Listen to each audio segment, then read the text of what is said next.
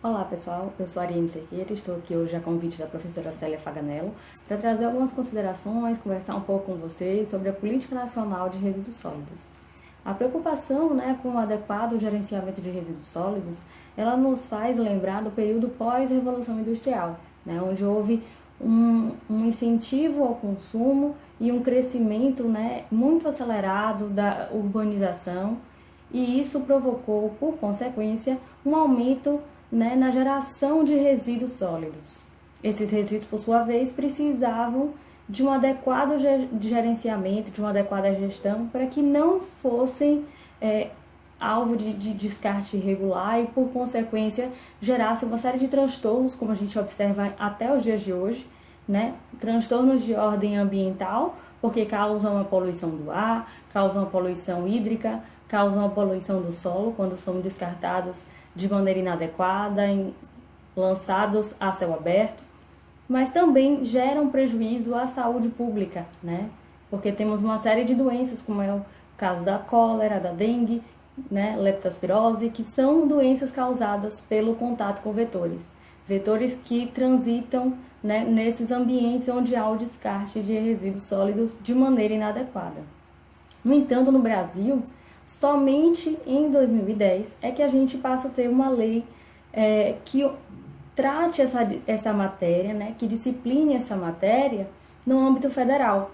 Antes a gente tinha uma série de resoluções que se dedicavam a tratar pontualmente alguns aspectos, ordenar minimamente como que se daria a coleta, o transporte, a destinação final, como que seriam as estruturas licenciadas, para poder receber esses resíduos, como seria o tratamento de alguns resíduos específicos, mas não havia ainda um diploma legal que, em nível nacional, uniformizasse esse entendimento.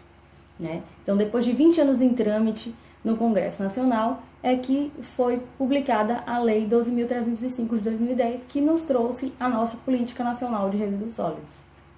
Essa política, como a gente pode observar, ela já está em vigor há 10 anos. No entanto, a gente percebe que ainda há uma série de entraves que obstam a sua completa implementação. E é isso que a gente vai poder discutir hoje. O que foi trazido de novidade por essa política, o que ela propõe, quais são seus objetivos, como que a gente pode fazer para implementar isso nos nossos municípios, nos nossos estados, quais são essas principais ferramentas que a gente tem hoje para tratar dessa questão dos resíduos sólidos e um pouco do panorama, em que pé estamos em relação à sua implementação depois desses 10 anos. Então, inicialmente a gente destaca que as políticas públicas elas são interligadas entre si, Então, a política de resíduos sólidos ela se articula com a Política Nacional de Meio Ambiente, com outras políticas públicas ambientais, como é o caso da política de educação ambiental, da política de saneamento básico, que a gente vai ver mais para frente, que com alterações das outras políticas, a política de resíduos sólidos ela também sofre impacto, como foi o caso da nova lei que trouxe alterações para o novo marco do saneamento, e ela está aberta e ela se destina, na verdade, não só a pessoas jurídicas de direito público e privado, mas também as pessoas físicas, nós usuários dos serviços de coleta e nós pessoas que produzimos de fato os resíduos. E vale destacar também, aqui está um alerta para a gente, que estão excluídos da aplicação dessa lei aqueles rejeitos que são considerados radioativos, porque existe um regime próprio que disciplina esses rejeitos que é justamente trazido pela Lei 10.308 de 2001. A gente destaca também que, mesmo trazendo novas considerações e uniformizando esse entendimento, a lei ela mantém válidas todas as resoluções do CONAMA que tratam sobre a matéria e que já disciplinavam regras próprias, por exemplo, para o licenciamento de aterros sanitários de pequeno porte, a resolução CONAMA 408, que tratam sobre o Inventário Nacional de Resíduos Sólidos Industriais, incineração de resíduos de saúde. Então, todas essas resoluções CONAMA que tratam de matérias específicas, elas continuam valendo, continuam vigentes. E logo após a publicação da política de resíduos sólidos, a gente teve a publicação também do Decreto 7.404 de 2010, que regulamentou justamente a Lei 12.305. A lei ela traz uma série de medidas que são necessárias, né, para que haja um adequado gerenciamento de resíduos sólidos. Então, ela vai trazer indicações sobre educação ambiental, sobre logística reversa, diretrizes de como deve acontecer, não é, essa disposição final adequada dos rejeitos, a reciclagem dos materiais, a coleta seletiva como um instrumento também de agregar valor para os resíduos e para retirar da situação de vulnerabilidade os catadores de materiais recicláveis, né? E também como alternativa para minimizar os custos e ampliar a escala dos trabalhos, os consórcios. Ela trouxe também algumas inovações, né? Então, uma dessas inovações é a proibição dos lixões. Os lixões são considerados, né, depósitos ao céu aberto de lixo, né, de resíduos, e ali não há qualquer tipo de tratamento, não há qualquer tipo de triagem, muita coisa que poderia voltar para o ciclo produtivo, que poderia ser alvo de reciclagem, ela acaba sendo descartada de maneira inadequada.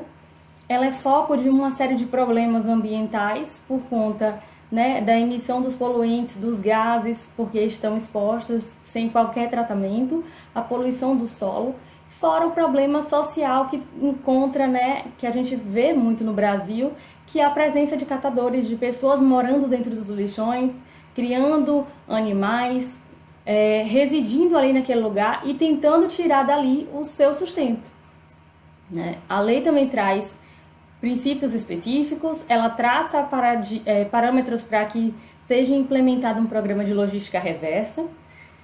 Ela traz como instrumentos os planos de gerenciamento de resíduos sólidos, e aqui a gente destaca a necessidade de que essas ações sejam de fato planejadas, que elas sejam pensadas, né, encadeadas, para que de fato todo o ciclo seja respeitado, todas as fases sejam cumpridas e o menor percentual realmente de rejeitos é que sejam destinados aos aterros sanitários, né? Todo o resto, né, consiga ser reutilizado, reaproveitado, que haja eficiência, né? Então, por isso que a gente precisa de planos que possibilitem gerenciar melhor e planejar como tudo isso vai acontecer. Ela prevê também como objetivos uma prioridade na gestão dos resíduos. E ela traz consigo também uma classificação. Então, ela vai dizer que tipo de resíduo é considerado resíduo industrial, qual tipo de resíduo que é considerado resíduo sólido urbano. E essa diferenciação ela é extremamente importante, porque a partir daí é que se vai poder planejar e trazer eficiência à gestão, a partir do momento em que você conhece o resíduo com que você está lidando, qual que é o resíduo que o município produz, que o estado produz, e assim viabiliza soluções mais eficientes. Ela traz ainda uma série de proibições, sendo uma das mais importantes a proibição de importação de resíduos perigosos. Isso nos faz lembrar da Convenção de Basileia, né, que aconteceu em 1989, e o Brasil é signatário, por meio da qual, né, houve uma ampla discussão. E os países, todos signatários, eles são soberanos para decidir, né, sobre o trânsito, sobre a importação, sobre a exportação de produtos perigosos. Toda essa regulamentação é feita pelo IBAMA, que tem normativas próprias para regulamentar isso, e a Lei de Resíduos Sólidos ela traz essa vedação em seu texto. A lei veda ainda, né, o lançamento in natura ao céu aberto, que é justamente a situação que a gente estava falando, dentre as inovações, não é? Que é a vedação aos lixões. A lei proíbe ainda o lançamento em praias, mar e corpos hídricos, né, dos resíduos sólidos, justamente porque há de se assegurar a qualidade dessas águas, tanto para a questão de balneabilidade, de lazer das pessoas, mas também por uma questão de saúde pública, né, de contaminação desses corpos hídricos. A população ela tem contato com as praias, com o mar, seja para pescar, seja para lazer, seja para retirar a água mesmo para o consumo próprio. E essas águas elas precisam ter características de potabilidade, né? Então não é compatível, né, a proteção hídrica com o lançamento desses resíduos. Então é uma proibição que é trazida também pela lei da Política Nacional de Resíduos Sólidos. E é importante frisar que esse lançamento é considerado também um crime ambiental, que está previsto no artigo 54, né, num dos incisos do artigo 54 da Lei 9.605, que traz, né, a descrição dos crimes ambientais. A lei também traz como proibição a catação, né, e a existência de habitações temporárias. E aqui a gente vê um caráter bastante social da lei, né? A gente tem um problema sério, que é justamente a existência de pessoas em situação de extrema vulnerabilidade que estão dentro desses locais, que são extremamente insalubres, né? Causam uma série de problemas, tanto à saúde quanto à segurança dessas pessoas. E é uma proibição que é trazida, mas não é apenas uma proibição, é um passo para a ressignificação disso, né? Um novo passo para essas pessoas. A lei proíbe que eles estejam catando dentro dos lixões e morando ali dentro, mas ela pressupõe, como a gente vai ver mais para frente, que esses catadores eles sejam incluídos, né, em associações, em cooperativas, e inclusive há um estímulo para que isso seja feito. Municípios que aderem e que utilizam essas formas de associação, elas têm prioridade de acesso a recursos e há um estímulo financeiro realmente para que isso seja implementado. Da mesma forma, é vedado também a queima de resíduos a céu aberto. Como eu disse, a lei ela foi trazendo opções alternativas para serem implementadas em todo o Brasil. E dentre essas opções, ela optou por evitar a queima, justamente porque os gases emitidos com a queima de resíduos são extremamente poluentes. Então, exceto em situações de emergência sanitária, e essa é também uma exceção trazida pela própria política de resíduos sólidos, a queima de resíduos a céu aberto, ela é trazida como uma proibição. A lei foi publicada, como eu disse, em 2010, e ela trouxe prazos para que as suas medidas fossem implementadas. Então, o primeiro prazo que a lei trouxe foi o prazo de 4 anos para que houvesse a disposição final adequada de rejeitos. Rejeitos, aqui eu gostaria de fazer um parêntese, né, para diferenciar o que são rejeitos e o que são resíduos. Resíduos ainda são passíveis de reutilização, de reaproveitamento, de reciclagem, de retorno ao ciclo produtivo para que sejam transformados em outros materiais. Enquanto os rejeitos, a gente ainda não tem tecnologia suficiente, ou então são materiais para os quais não é economicamente viável medidas de tratamento existentes. E aí esses rejeitos é que devem ir para a opção legal que a política nos trouxe, que são os aterros sanitários. A lei traz também o prazo de 2 anos, né, para a elaboração dos planos municipais. Então, até aí a gente tem que em 2014 encerraria esse prazo para a disposição adequada de rejeitos e em 2012 para a elaboração desses planos municipais. E para os demais itens da política, os demais instrumentos, e em especial a logística reversa, a lei disse que deveria ser implantado progressivamente, ou seja, aos poucos os demais itens seriam antecipados, sendo que o maior destaque estaria para a elaboração de planos e a disposição final adequada. No entanto, a Lei 14.026 de 2020, acabou de ser publicada, né, super recente, ela trouxe atualizações para a Lei do Marco Legal de Saneamento e também alterações para a Política Nacional de Resíduos Sólidos. E essa lei, ela modificou esses prazos. E a gente vai ver mais para frente quais foram os requisitos, né? Quais foram as obrigações que ela impôs em contrapartida a essa prorrogação de prazos. A lei traz também, em seu texto, alguns princípios gerais que a gente já conhece, né, das outras aulas de direito ambiental, que permeiam outras políticas públicas ambientais, como é o caso do poluidor pagador, né, que pressupõe a internalização dos passivos por aquele que usufrui, né, da atividade econômica, protetor recebedor, que pressupõe a concessão de benefícios, de compensações ambientais para aqueles que, de certa forma, se comportam de maneira favorável à conservação ambiental, desenvolvimento sustentável, razoabilidade, proporcionalidade e informação e participação popular, que andam sempre juntos, né? A participação ela deve ser informada, ela deve ser livre, e esses princípios eles estão aqui para orientar a aplicação da Lei de Resíduos Sólidos. E ele traz ainda alguns princípios que são específicos, né, a essa questão de gerenciamento de resíduos. O primeiro deles é o princípio da visão sistêmica. Então, durante esse processo todo de gestão de gerenciamento de resíduos, as ações elas devem ser propostas com um olhar mais holístico. Então, devem ser levadas em consideração não apenas a variável ambiental, mas a variável econômica, a variável tecnológica, a variável de saúde pública, né? Deve-se ter um olhar sistêmico sobre as questões sobre a gestão. O princípio da ecoeficiência também é um princípio trazido pela Lei 12.305 e ele pressupõe que todos os serviços, todos os bens que sejam produzidos, eles levem em consideração o atendimento das necessidades humanas sem se desobrigar, né, de uma menor geração de impacto ambiental e, sobretudo, de impacto sobre os recursos naturais, levando-se em conta que haja uma menor retirada de recursos naturais ainda da natureza.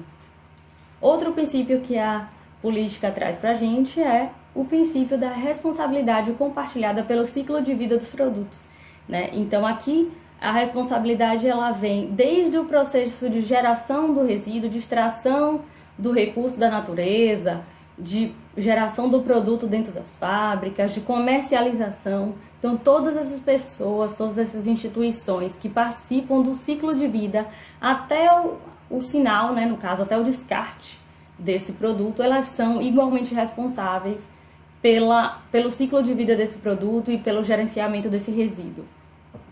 Esses dois últimos são quase autoexplicativos, né? O primeiro deles é o reconhecimento do resíduo sólido reutilizável e reciclável como um bem econômico e de valor social, gerador de trabalho, renda e promotor de cidadania.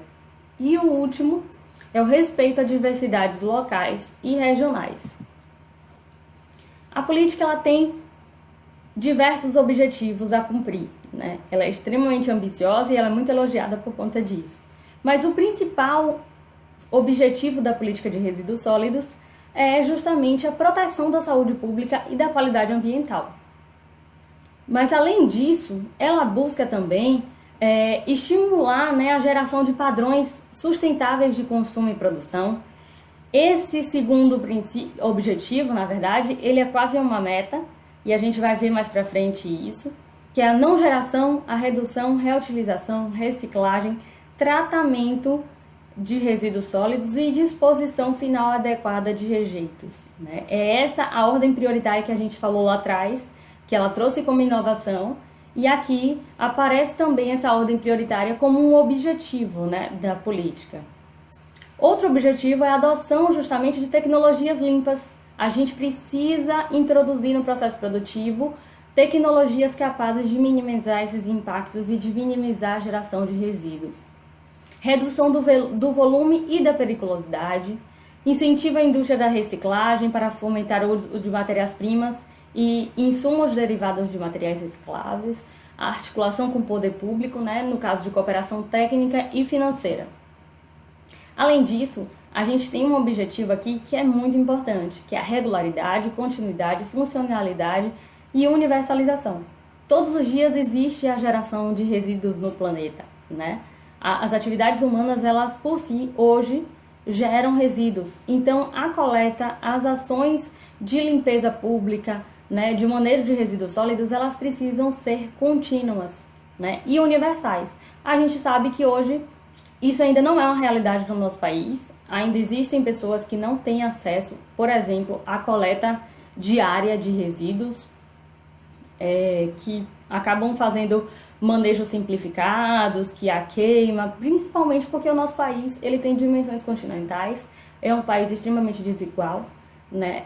E isso infelizmente ainda não chegou para todos, mas é um objetivo que temos aqui a cumprir na Política Nacional de Resíduos Sólidos.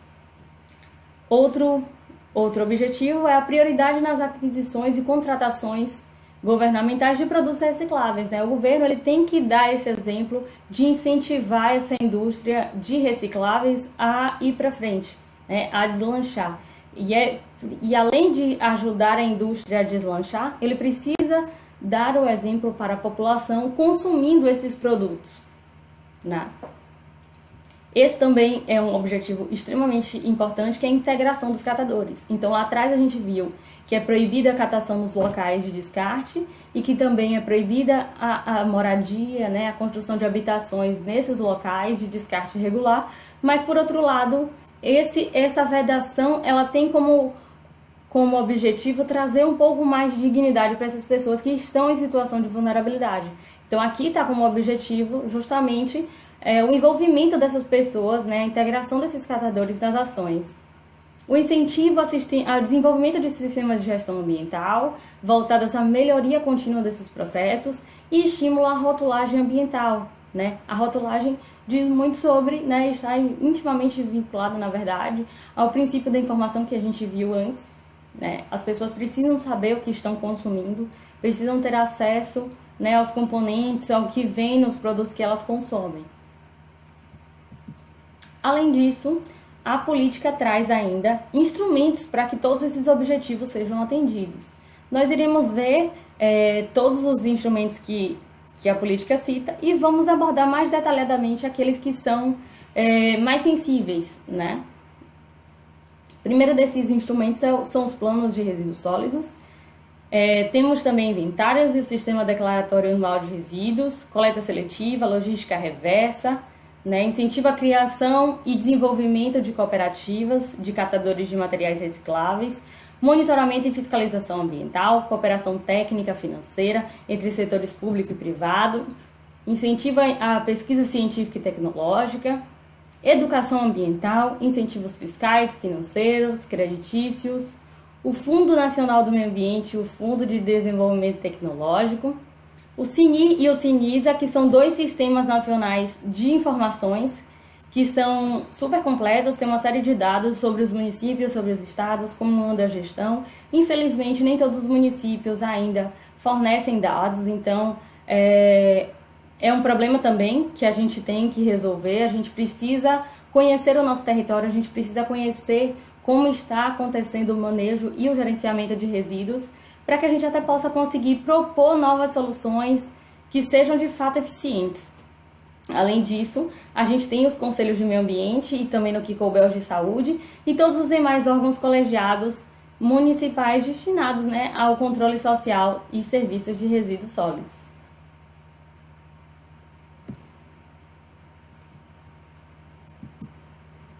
Além disso, temos ainda o Cadastro Nacional de Operadores de Resíduos Perigosos, acordos setoriais e, no que couber, todos os demais instrumentos da Política Nacional de Meio Ambiente, termos de ajustamento de conduta, consórcios e outras formas de cooperação. Bom, pessoal, essa aula vai ser dividida em 2 blocos e daqui a pouco a gente volta para falar um pouco sobre os planos de resíduos sólidos.